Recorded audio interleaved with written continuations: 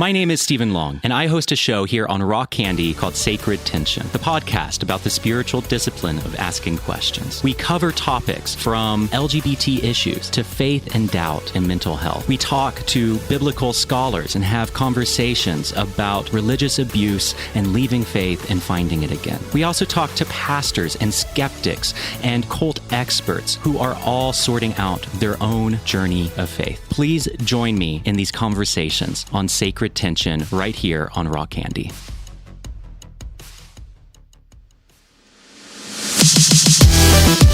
Welcome to the Eleventy Life podcast. What's up, everybody? Matt here. Welcome to this week's episode of Eleventy Life. It is going to be a really fun one. We are taking a deep dive into the very first track off our new album, Basic Glitches. It is a song called Killing My Vibe, and it was the very first single that we released off this record. It is probably the angriest thing that we've ever put out in our entire career. But yeah, we love how it turned out, and I can't wait to show you guys how I built this song from the ground up. Its origins. You're going to hear the very loop that started the entire song, that started the whole idea for it. Talk about how the song kind of comes out of a blues riff that I was playing around with on the keyboard, and then everything kind of grew from there. So yeah, buckle up. I cannot wait to get into today's episode. Huge hugs and high fives to everybody who is supporting what we do over at the Eleventy Life Facebook page. That group has doubled since last year, and if you're listening to this podcast, you're probably one of the people that made it possible. So thank you for that, and thank you for being a part of this community. We are doing everything we can here at Rock Candy to be as inclusive and creative as possible, and we like having our band be an excuse for you guys to all get together to share ideas and share stories and share friendship, and yeah, it's a beautiful thing. Hey, if you're one of those people out there who is adding our songs to your Spotify playlists, thank you so much for doing that. Adding those songs means the world to us, and just the fact that you guys have us in your homes, in your cars, on your stereos, it means a lot, and that kind of support adds up. So I just want to thank you guys for every single song stream that you ever give to us, even if it's just like an afterthought. It does mean a lot. The biggest news that we have at Rock Candy right now is that the new Eleventyseven record comes out on January 17th. I want to tell you a little bit about this record before we get started on today's episode. I don't think that we've ever made an album quite like this. In some ways, this is sort of a coming out album for us. So a lot of you guys know that our band started out within the Christian music market when we were very young. And if you're a fan of this show and you keep up with it, you have listened to us chronicle our journey outside of that, us wrestling with our faith, with our identity, with corporate theft. Or whatever else you want to call it. Anyway, part of my creative journey has also been leaving Protestant evangelicalism, leaving the religion that I grew up in, and then ultimately leaving Christianity altogether. I've shared little bits and pieces of that journey throughout these different podcasts that we've had and throughout different conversations that I've had with some guests that have come on the show, but I haven't quite had the opportunity yet to talk about that story from a ground level. This album is split into two different parts, and the cover art reflects that. The cover art is an attempt to reflect the duality of what's actually inside the disc.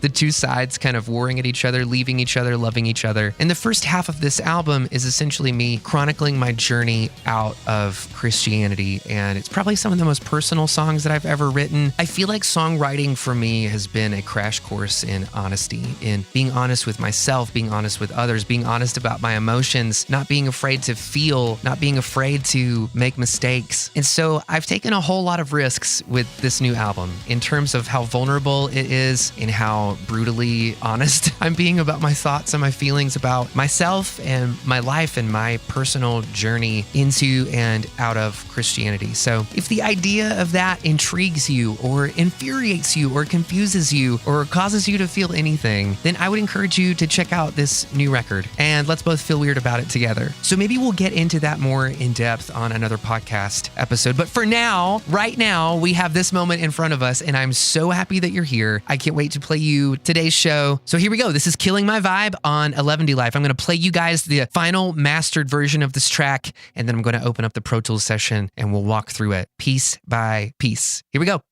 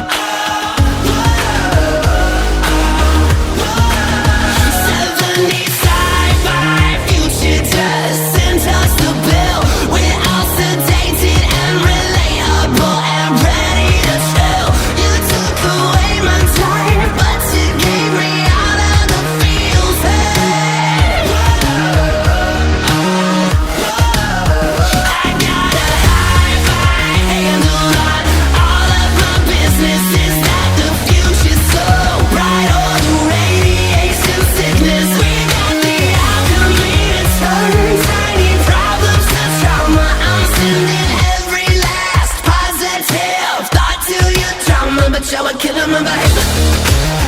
Yeah, we're killing my vibe. Why can't you let these sleeping ghosts die? Yeah, we're killing my vibe. Oh, you're killing my vibe, killing my vibe, killing my vibe. Oh, you're killing my vibe, killing my vibe, killing my vibe. Whether you're magic or muggle man, the struggle is real. Jacked up on cold visions, attention, deficit pills. We're just some grown-ass kids who don't know how to deal it. We got the map to the backyard, bones that you buried down in some stay-at-home moms and pops secretary. We caught you summoning a savior, hell-bent on destruction. Oh, fist of itchy trigger fingers next to the button. Y'all are killing my vibe. Yeah, we're killing my vibe. Why can't you let these sleeping ghosts die? Y'all are killing my vibe. Oh, you're killing my vibe, killing my vibe, killing my vibe. Oh, you're killing my vibe, killing my vibe, killing my vibe.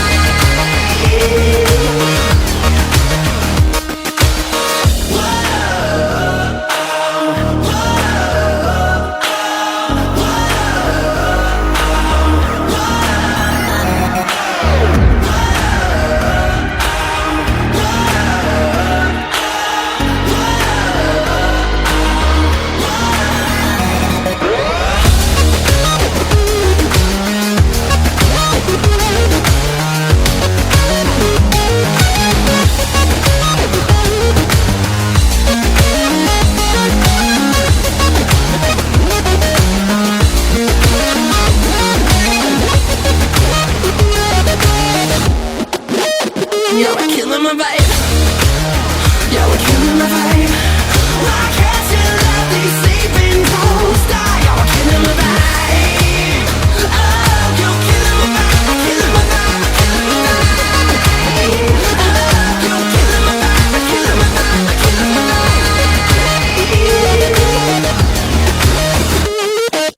So that is Killing My Vibe. It is the very first track off of our brand new album, Basic Glitches, that you can get to in the show notes if you want to check out the whole thing. So essentially, like as I had the idea for this song, I was sort of playing around with these different little blues riffs. I don't remember if I had heard some like blues album or something in a bar or at a party or something recently, but it just kind of struck me how riff heavy a lot of the blues are. And so on the day in question in which I'm in the studio trying to come up with the idea for the song, I just took a Moog Sub-Fatty and started playing around with some different riffs. As I was playing around with the different riffs, I think I threw on an OCD distortion pedal to the end of this Sub-Fatty to just kind of beef it up. And then the stuff that I was coming up with, I liked it so much that I was like, what if we just made the song a riff song? So there's not like guitar, bass, drums, and then all these different keyboard parts that happens. But what if there's one central instrument that kind of carries the entire song? If you could meld the bass and the guitar together and you had them playing something, what would be a riff that would be strong enough to carry the entire track on its back? So I started playing around with this little riff here on the Sub-Fatty.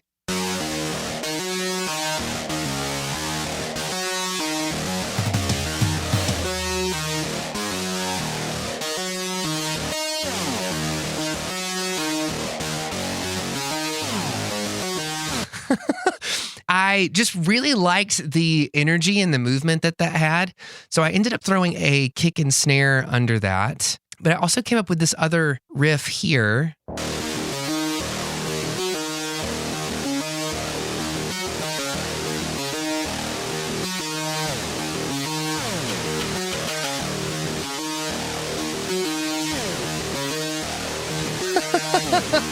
So it just has this really nasty, dirty kind of a sound to it. So that would end up becoming like the main riff of the entire song.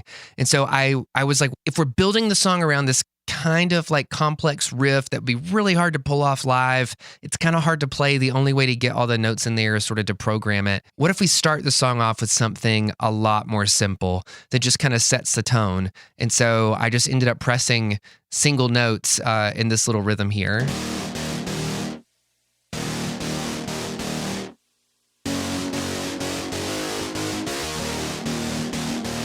So I should back up a little bit because I'm making it sound like I just all of a sudden started out with this sound and just kind of started building the song around it. But actually this sound started out as a very sort of like thin, very distorted, kind of super crappy sounding synth because it was so distorted on the way in. Here's what I started out with.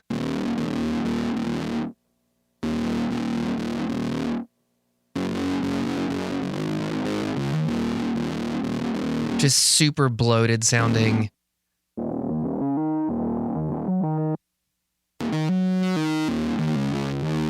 Almost just like a completely blown speaker that just doesn't work anymore. And so I double tracked that synthesizer like you normally would a guitar. If you're making a rock or a pop punk or metal record, you're always layering guitars and kind of detuning them a little bit, painting them left and right from each other. And so I was like, well, let's get something that has a little bit more top end energy on it. And so I tracked this guy. It's a little more snarly, a little more guitar soundy. And then I tracked him again. Just slightly detuned. And then I decided to track something else over top of that, the exact same thing, but just with a different setting on the synth, and it sounds kind of like this. So I feel like that is the most aggressive part of the sound itself. So I doubled it.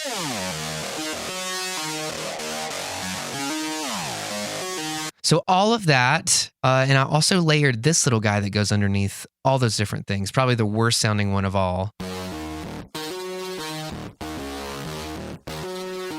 To me, this sounds the most like a guitar would if you were running some pedals and stuff through it.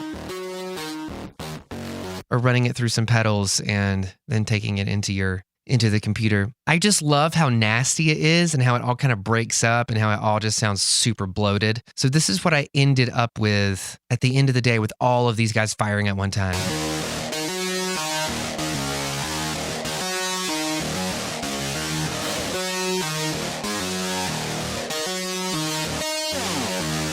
So you can hear like the synthesizers are doing pretty much the same thing, but there are these little inconsistencies that they have whenever you're tracking analog synthesizers and running MIDI out of your out of your computer. It seems to get like a little bit weird, or sometimes notes will trigger or mistrigger or misfire, or sometimes they'll catch a portamento and drag a note down, and other times it'll just immediately snap to that note. I kind of love that Ghost in the Machine sort of feel to everything because it gives it this life and kind of makes it feel like it's breathing, and it feels more like there are different people or entities within the song than just like a super rigid computer crunching zeros and ones. So here we go. What's underneath all of this that gives it all of its booty is this bass part, which I'm pretty sure is a Moog Minitar.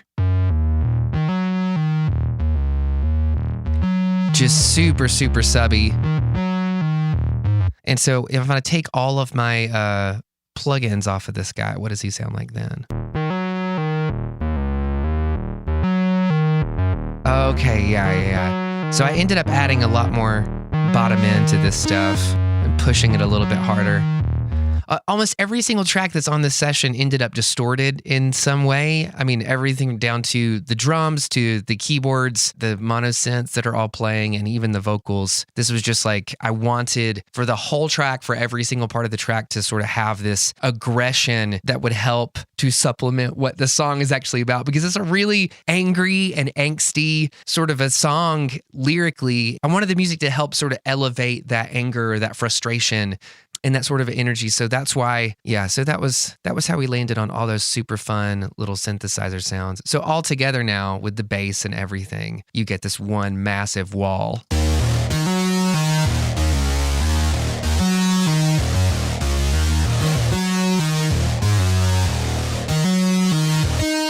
So that's all of that. Let's move to the top of the track and just see what we've got going on with the drums. So just like we played a little bit ago, the synthesizers that come in are doing this much.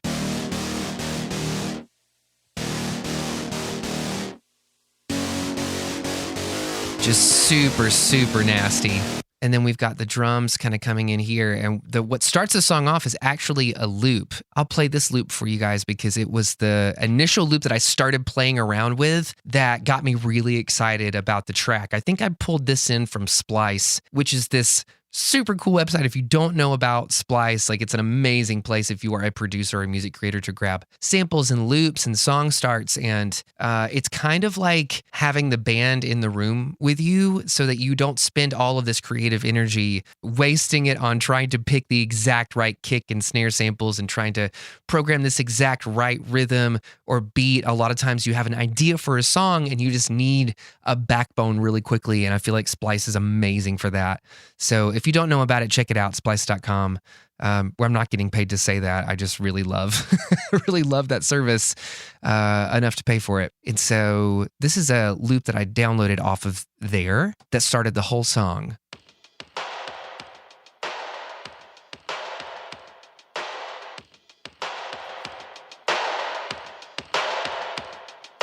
So, and it's filtered. So what the loop sounded like before I started filtering it was this.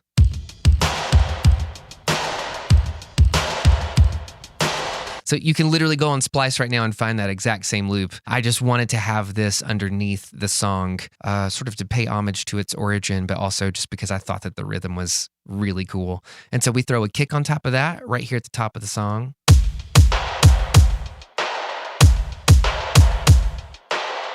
And so with the kick sort of emphasizing those specific beats, you kind of start to feel like this is going to be something that's a little more tribal, a little more rock and roll. And so I added some claps over top of those kicks.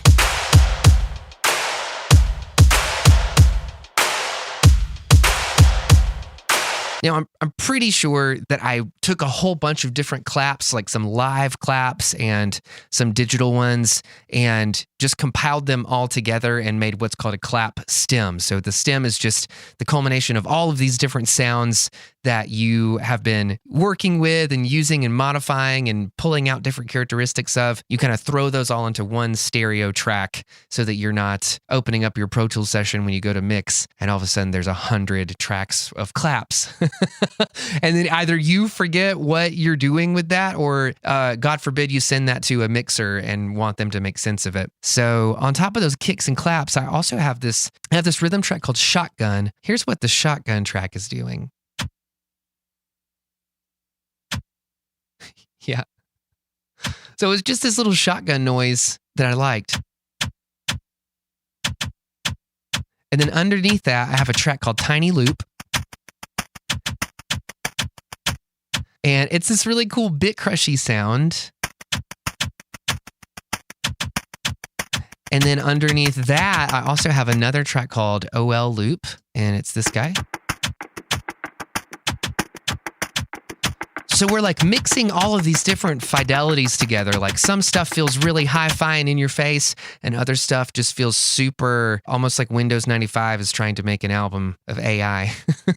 So when I add all of those loops and that very first loop that started the song off, you get this. And then add our claps, and then our kicks.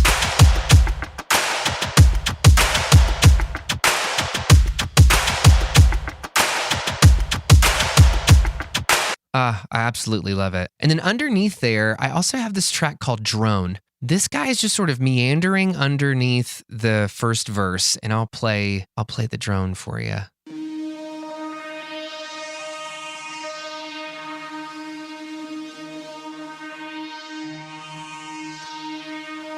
So this guy, I'm pretty sure, was me running a Moog Sub-Fatty through an OCD guitar distortion pedal and then into a reverb pedal called the Descent. I think it's by Walrus Audio, but it's this super, super cool pedal that kind of does octave up and down effects, but in reverb. And it's really fun, and it's all over this new record. It just ended up providing all kinds of super cool textures. So now we hear all of that. So now we get to hear all of that in conjunction with one another.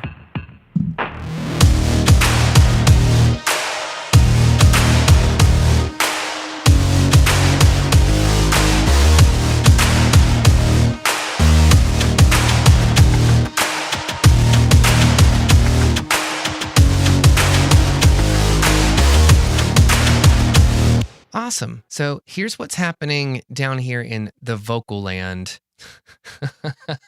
I've got this little guy going on.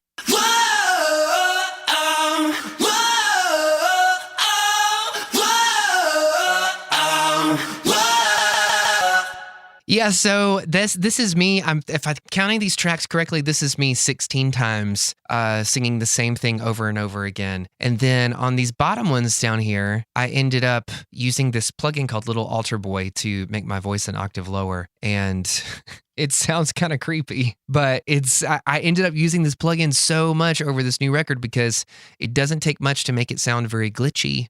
So here's me 4 different times with the octave effect on.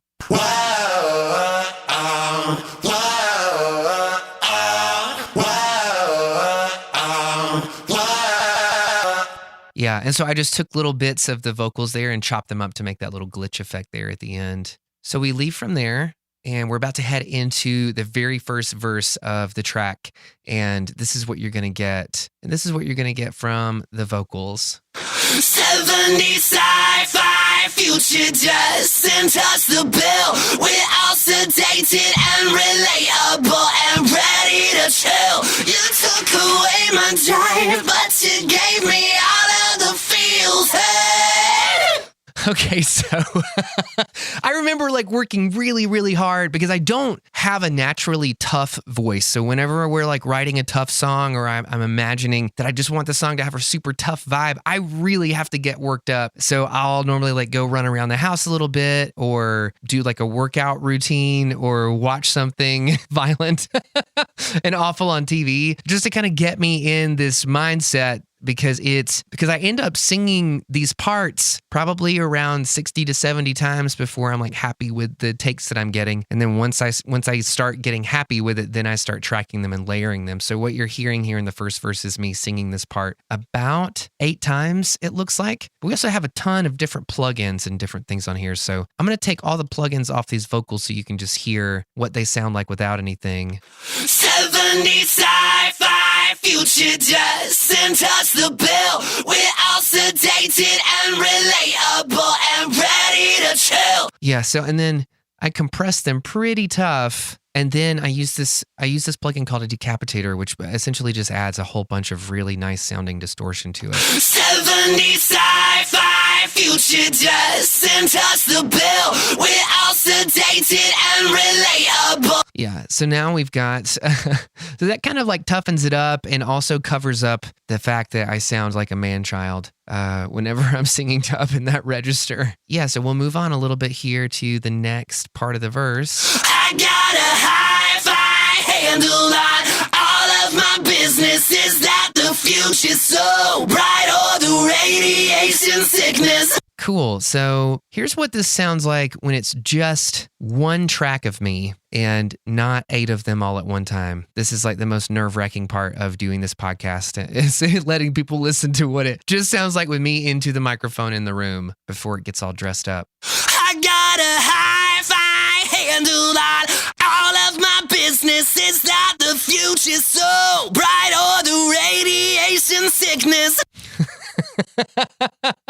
So you can tell I'm like pushing really hard to try to do the song justice and be as angry as I possibly can. Here's what happens when I just add even a double of me doing this, just 2 of me singing this same part. I got a hi-fi handle on all of my business. Is that the future so bright or the radiation sickness? So the more vocals that I start adding on here, the more I feel kind of inclined to want to tune them. But the thing is, if you start tuning your vocals early on in the stacking process, when you're layering your voice so many times, you can take away all of the cool bits about it, like all the things that make it really fun. It also, the farther out that your vocals are, the bigger that they'll actually sound, as long as you keep them like tuned to each other within reason. But just like singing one thing and then right underneath it singing the exact same thing and just deciding to not tune one of them can oftentimes lead to really interesting results. And so on this song, I did not do very much vocal tuning. And if you go in here and start really diving into these tracks and like listening to what I'm doing, it's a hard thing to tune anyway, because there's so many bends, there's so many walks that I'm doing vocally.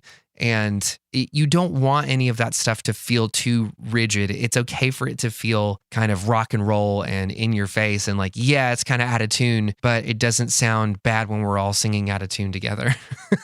I'm telling this to the rest of myselves who tracked on this record. And then I've got a whole nother stem of me singing gang vocal parts here as well. You're killing my vibe. Why can't you let these sleeping dogs die? You're killing my vibe. Oh, you're killing my vibe, killing my vibe, killing my vibe. Oh, you're killing my vibe. Yeah, you can definitely hear some of those vocals are out. It's just so funny thinking about myself doing this in the studio. I look like a total dweeb. I don't even care. I love it. So yeah, that was a stem from the chorus. So whenever we get into that super cool synthy part right here. Killing my vibe. You're killing my vibe. Why can't you let these sleeping dogs die? You're killing my vibe. Oh, you're killing my vibe, killing my vibe, killing my vibe. Cool. So down here, the vocals are doing something a little interesting. I think that they're octave down right here. Why can't you let these sleeping dogs die? You're killing my vibe. Oh, you're killing my vibe, killing my vibe, killing my vibe. Oh, you're killing my vibe, killing my vibe, killing my vibe. Sounds really scary when I play it right now. There's like nobody else in the studio when I'm doing the podcast, and whatever it is about that track I just played kind of scared me a little bit. I'm like looking over my shoulder. Anyway, it's just me with a little bit of something on my voice. But yeah, so that's what's happening in the chorus right there. And I'll go ahead and play you guys the bass line that's happening right here.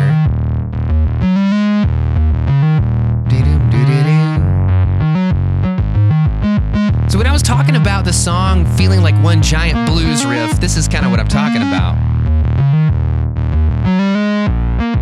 Just riding that whole blues scale with the little walk-ups and stuff in pure Lynyrd Skynyrd fashion. Oh, I have some friends that are going to hate me for saying that. So here we go. Here's what's over top of the bass. The synthesizers doing their thing.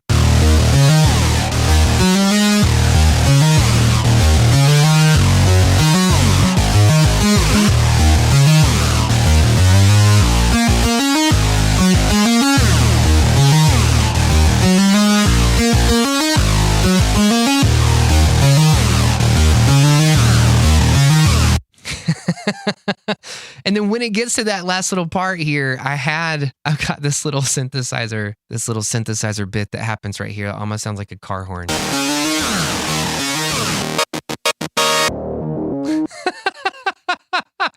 I love this little thing so much. Here's what it sounds like with all that distortion on it.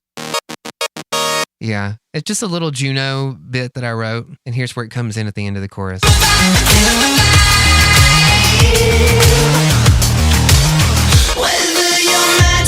So there we go, and it's pretty much business as usual for the verse and the next chorus. We talked about the drums. We talked about how the song was kind of built up from this blues riff and how we just completely brought it up from nothing, from this single synthesizer line to being this really big, sort of massive sounding culmination of all these synthesizers playing the same line, but just a little bit differently. And we ultimately get to this, my favorite part of the song, which is the solo. And we build that up by doing a little bit of a bridge part here. Whoa.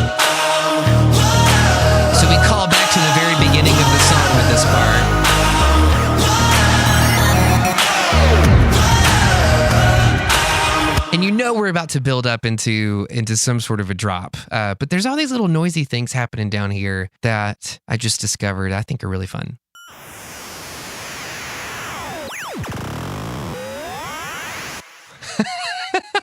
So they happen right here in the song.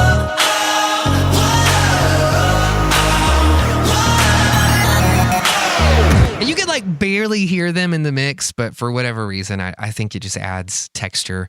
Like the song is taking place in this weird sort of new wave industrial end of the world kind of Blade Runner type atmosphere. Yeah. I love it. I think it's wonderful. So we ultimately come to the solo part, which ends up being right here.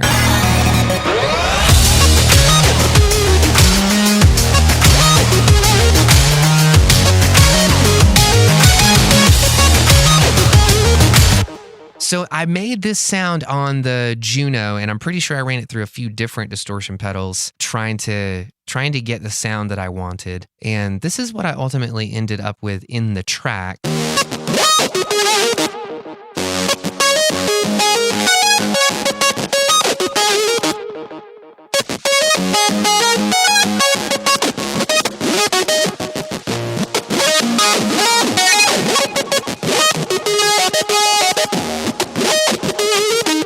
So there's all kinds of these like harmonic things that are happening in here because the distortion that's over top of it is like pulling out these different bits of the actual synthesizer part and embellishing them in different ways. So I'm going to take all the plugins that I have off of here and just let you hear what got sent into the board. This is just the synthesizer through all the distortion pedals.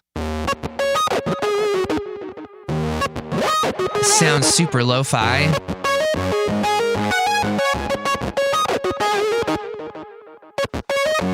And it's still kind of just barely hanging on. But then I threw some more distortion over top of it that kind of made it even feel a little bit more hi-fi.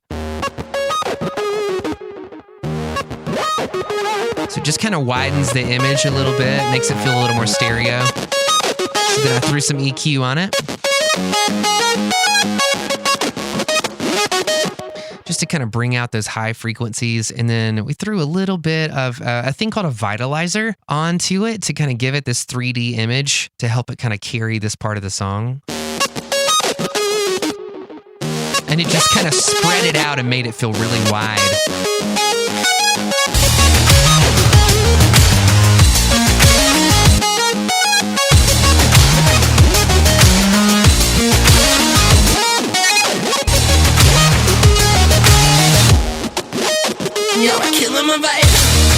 Yeah, so that was one of my favorite solos that I ever got to play on a synthesizer, and there's some parts in there that are just too fast or feel like I probably didn't play that, but I'm looking at the picture, and the way that I normally comp these solos is I will come up with about 20 different ideas for a solo part, and then I'll track all of them, and I'll make sure that I have all the information for all of them. Then I'll go back and I'll pick little bits and pieces out of those solos and do what's called comping and create one final track called solo track out of the 20 different ones, just pulling all of my favorite parts from all of them. Because there's some things that are happening, like when you're playing with these synthesizers and they're analog and you're not always sure if you're going to be able to save your settings or be able to come back to something and replay it right. Magic just kind of like happens in that moment. There's just these weird little magical blips that kind of happen that you can't recreate even if you wanted to. And you want to make sure that you have all of them down. It's probably way more obsessive than I need to be about this sort of stuff, but it's how obsessive I am anyway. So there's that. So then that solo leads us into the very last chorus. We have this little pause that happens right before just to let us know that, hey, the last chorus is coming up. You're killing my vibe. You're killing my vibe. Why can't you let these sleeping toes die? You're killing my vibe. Oh, you're killing my vibe. Killing my vibe. Killing my vibe. Oh, Yep. So the one of the biggest differences in this final chorus is that we threw in that little horn sounding synthesizer that I was talking about earlier and the solo part and let them kind of duel it out right here in the very last chorus.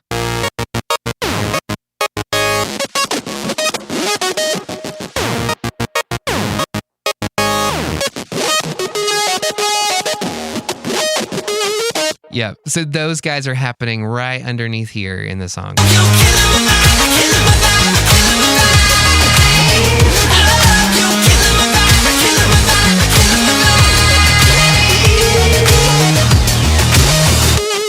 So yeah, that's essentially the song. One of the things that we didn't talk about was kind of building this tension heading up into that solo part. And one of the ways that I did that was creating just my own risers out of a couple of the synthesizers that I had laying around. So here's what happens right before the solo hits.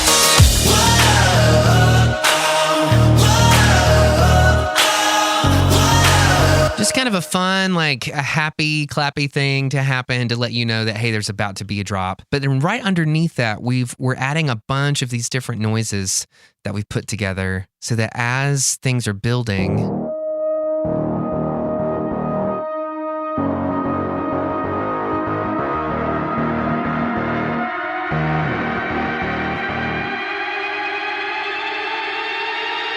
yep. And I'm pretty sure I absolutely love that sound. It's one of my favorite risers that I've ever made. And I'm pretty sure I did that by running a synthesizer through that Walrus Audio descent pedal that I was talking about earlier, then detuning the oscillator so that I could reverse it. So essentially I'll play a sound that starts out at a pitch and it gets lower and lower and lower in pitch, like it's diving down into something.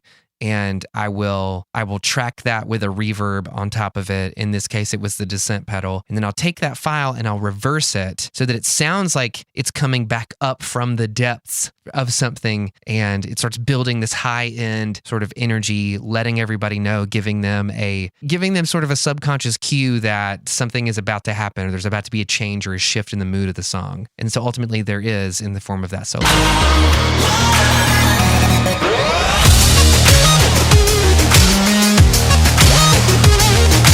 And I love this part of the song in particular because it doesn't feel like anything else that I've ever written. It felt like I got in a very different headspace than I normally get into. And it just felt like a really fun moment where anything goes. Like, why? Hey, let's just go with it. Let's be here in the moment, and whatever decisions creatively that move us or that give us energy or make us feel something, let's go with those. And I feel like the longer that I spend producing for Eleventy and for other artists and songwriting, the more I'm learning the importance of just kind of being in that moment and going with the flow in that moment and trusting that it'll happen if you give it enough time. So yeah, I'm really happy with how this song turned out. I hope that you guys like it too. I hope that you've enjoyed it. And if you totally hate the song and hate our band and everything that we're about, that's cool too.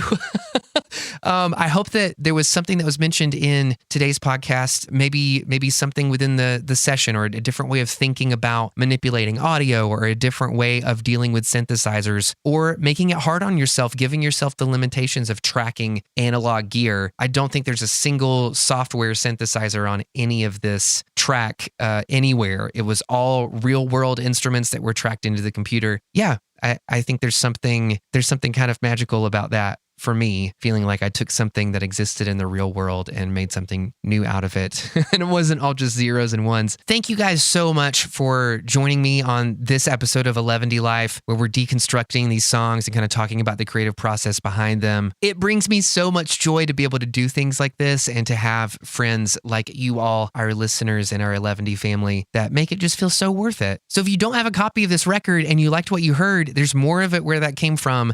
You can check it out at the Rock Candy online store that you can get to in the show notes for this show. Also, every single save that you give us on Spotify goes a long way. All those Spotify plays mean so much to us, and much love to everybody who continues to have us be a part of their daily listening routine. Yeah, we love you, and can't thank you enough for that. Let us know what else you want to hear on the show, what other songs that you want dissected or talked about. And yeah, let us know, because we are so open to doing things that you guys want to do, that you guys want to hear. This show would not exist without you, so use your democratic powers of persuasion to get what you want out of it.